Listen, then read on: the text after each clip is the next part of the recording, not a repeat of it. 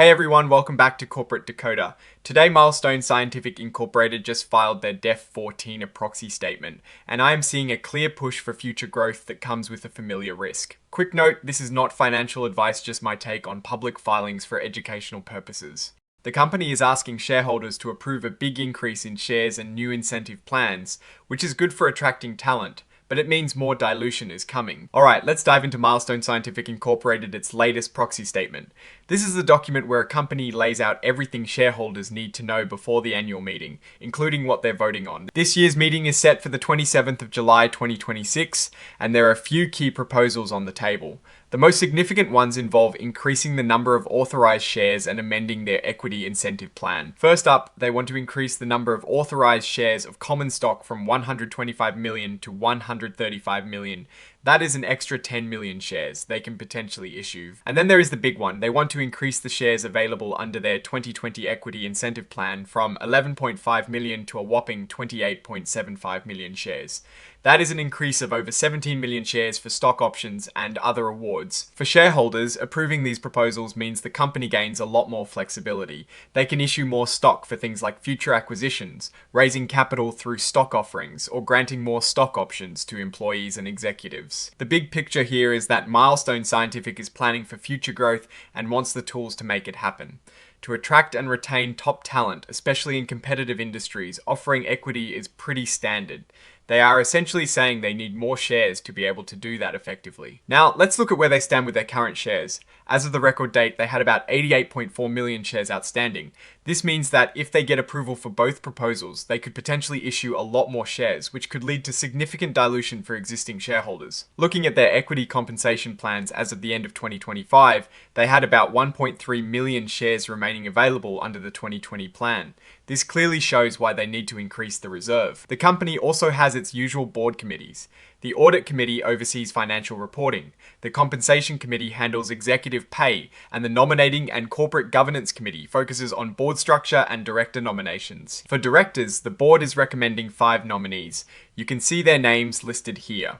The board is unanimously recommending a vote for each of them. Now let's quickly peek at the executive compensation. For 2025, Eric Hines, the CEO, had a total compensation of about $795,000, mostly from option awards. Jason Papes, the senior VP, had around $723,000 with a large chunk from other compensation likely tied to new grants. It is important to note that for Mr. Hines, part of his compensation comes from an option grant to purchase 2 million shares. This option's exercise price was reduced to 31 cents per share as part of a repricing program. Similarly, Mr. Papes also received options for 2 million shares with a reduced exercise price of 31 cents.